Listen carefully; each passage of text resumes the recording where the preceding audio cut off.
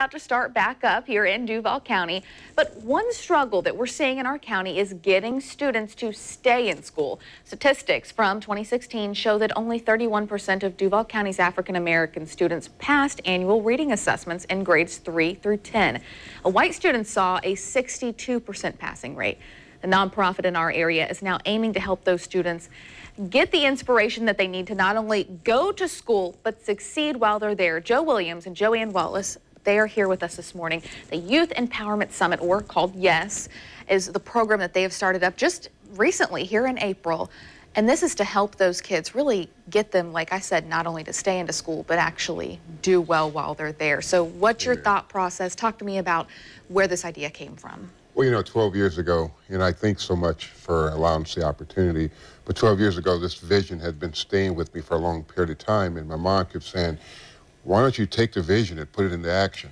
Well, I started doing a lot of activist work in Atlanta and other areas, and something just said, looking at statistics all over, you know, countries and things like that in cities, I thought, wow, Jacksonville would be a great place to launch this, because the numbers to me in Jacksonville were a little bit lower than the average numbers in a lot of other areas. Why do you think that is, that there's such a gap between the African American, I guess it was 32% versus 60% for white students? Why is there a gap there in the first place, and how are we going to bridge that gap? Well, I still think there's a connection between community. You know, you've got parents who, and it's all areas. I mean, we talk about the African American, but that is a pretty alarming number. But you're talking about parents who are actually going to school, going to work, if you will, at 6 o'clock or so in the morning, and they don't get home till 7 o'clock, 8 o'clock at night. So there's a thing called self-educating for the student. And that student really is not getting the nourishment that we believe they should be getting from the school. And it's not to blame the schools, because education should start really at home, and schools should augment that a little bit, you know? I was going to say, it's difficult when a parent works, you know, all day long, or maybe works 2 jobs to put food on the table, to then sit there and do homework with a child. So that's a big struggle. So what is this program going to do for kids here locally?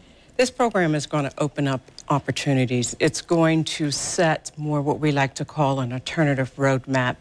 It allows a child to have hope, to give them that roadmap, a different path other than depending on the street. Once a child can feel safe, they can have hope, then they can move into the various different goals and passions. We will help them set those goals, first by listening to their voice, helping them to understand what those dreams and passions are, and then working with them to reach those. It will also empower them to do better in school, to go after the things that they want. Not all kids or youth are college bound, so looking at life and knowing that they can be successful and going for training. There are so many different other corporations here other than going to college and going just that particular route. So showing them these opportunities, giving them the tools that they need to be ready regardless of what direction that they want to go in. And you all are basically going to be like a support group for these kids. Exactly. Because again, you know, as a child, if you don't have somebody pushing you, you're not going to go in that direction. That's true.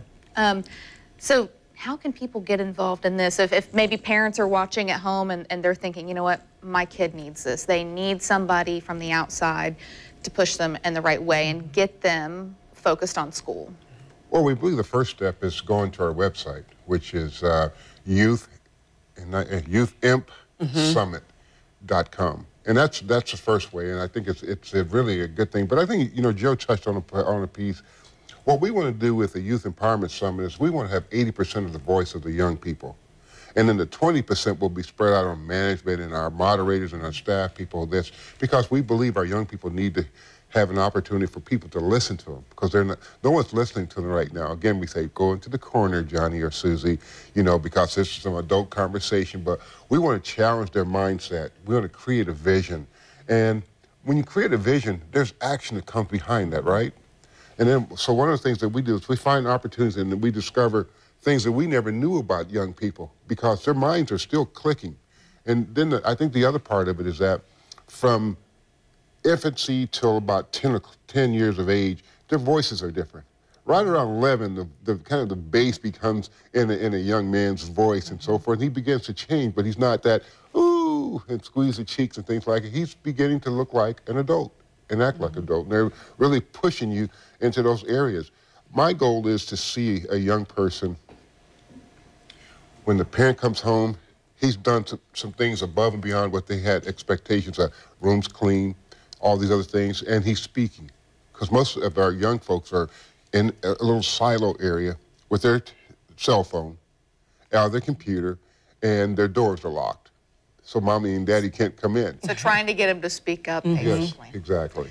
Well, I appreciate you both coming on this morning show today. If you want more information, we are going to post that on our website, news4jax.com, as well as the website to go to if you're interested in this program. Just look under the morning show page after the show. We will be right back.